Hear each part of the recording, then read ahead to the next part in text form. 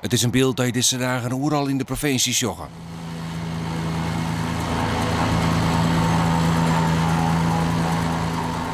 Boeren en vooral de leenbedrijven het smoordrok. En dat betekent lange dagen. Jong ben we tot 1 uur terug.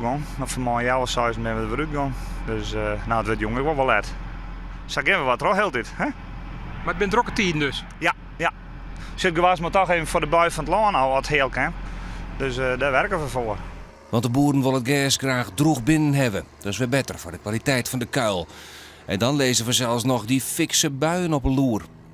Nou ja, goed lang trots zetten nou. En proberen toch alles op tijd klaar te krijgen. Maar fijn dat waar dat rampelt dus nou dan ook wel een beetje. Hè? Zie je het eerst hoe van de jong dat men weer zo. Maar het komt nou een beetje eerder. Maar klaar, het zit er al mooi op. Dus we proberen het gewoon.